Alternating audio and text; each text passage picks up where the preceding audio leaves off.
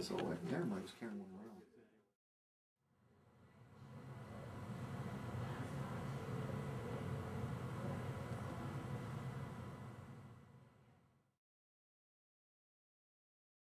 Two or three of them before have been replaced by this 15-key keypad. When you engage your PTO, you're going to electrically power up the PLC, which just controls the crane. You're also going to power up the LMI system. So if you engage your PTO down in obviously in the truck, by the time you walk around and get in the cab, this display will already look like this, which isn't the final display. That's just your initial display. It actually will display your actual configuration that was last saved in the unit. So that's what will be displayed there, but it won't be ready to go yet until you okay it or change it or whatever you have to do. The keypad is going to look like this. You can't really tell in this lighting, but it is backlit. In the evening or something, you'll see that this is kind of glows and it's white and it looks quite sexy here. As soon as you also, at this point, nothing works. Oops, except that. Which I'll get to. This is just for training. Yeah, no, this is real, but the thing is, there's a good reason for that. First thing you do when you get in your cab is you probably ought to sit down in the seat.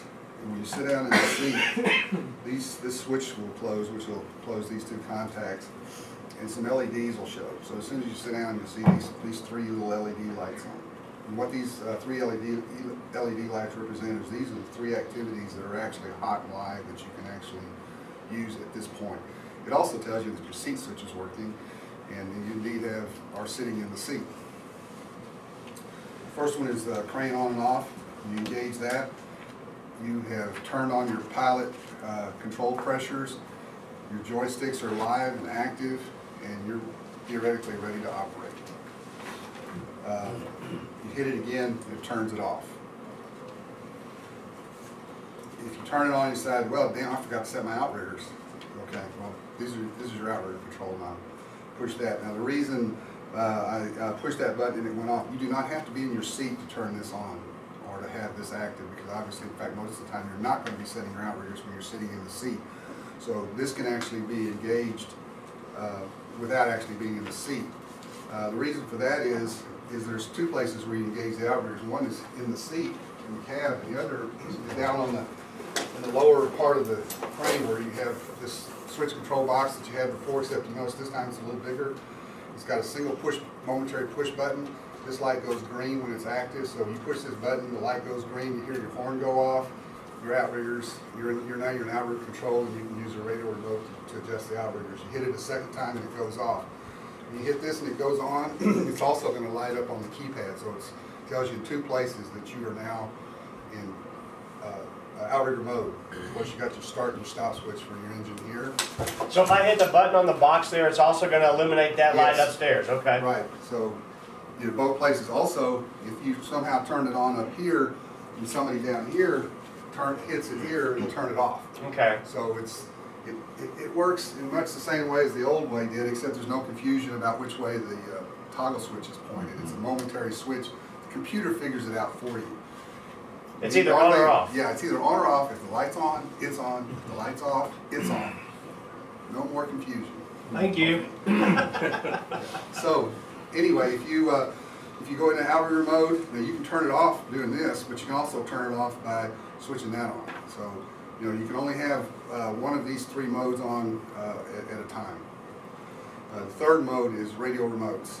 If you turn on the radio remotes, no matter what you had on here before, now this will energize your radio receiver and allow you to take your remote control and start the remote control operation. When you hit this button, you're going to kill the engine if it was already started, just like you do now, and you'll have to restart it from the remote control. But anyway, this will put you in radio remotes. Okay, the other application we have is cab tilt up and cab tilt down. You do have to be in your seat for these functions to operate.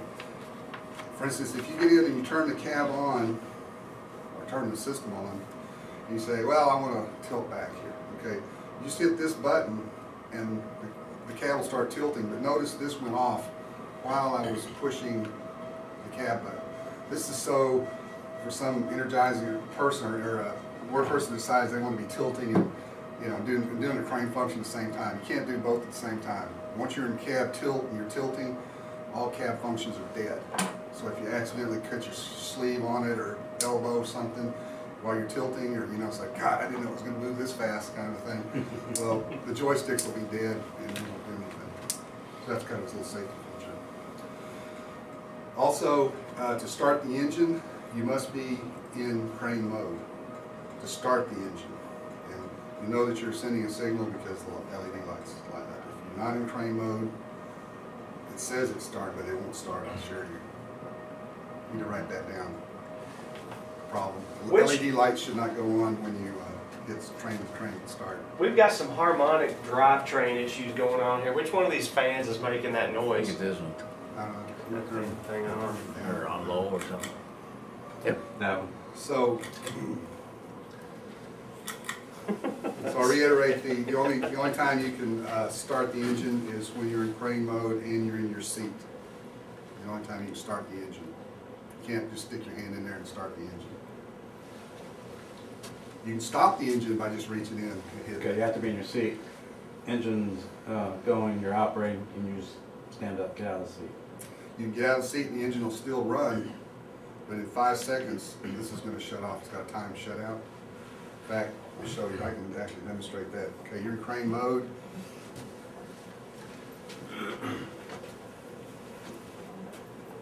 Anybody want to count to 5?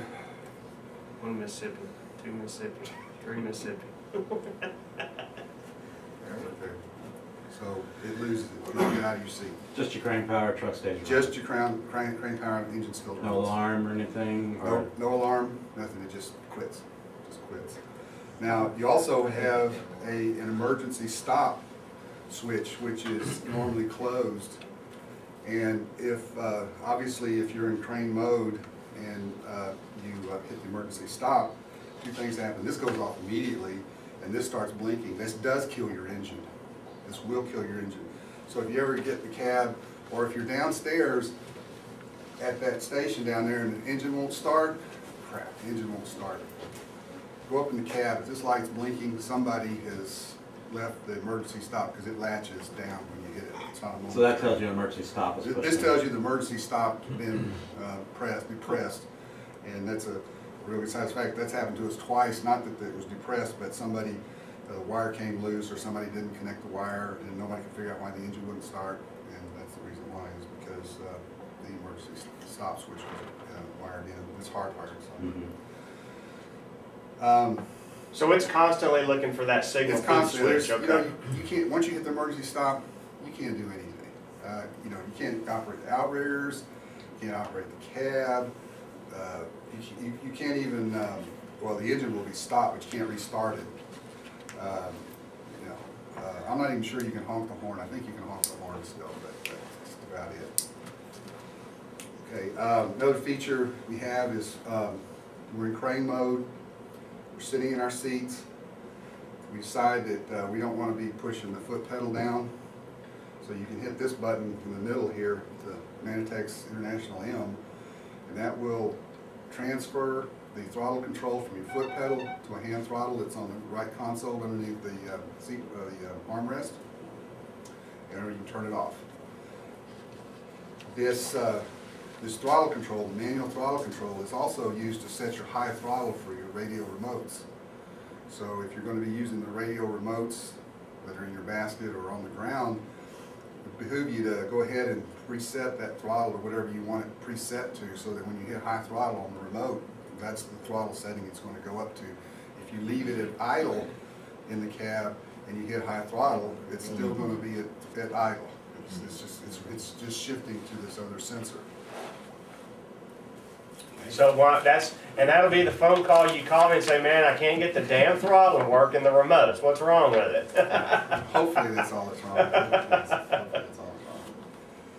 Okay, so also, and I guess we're kind of trying to go down the line here.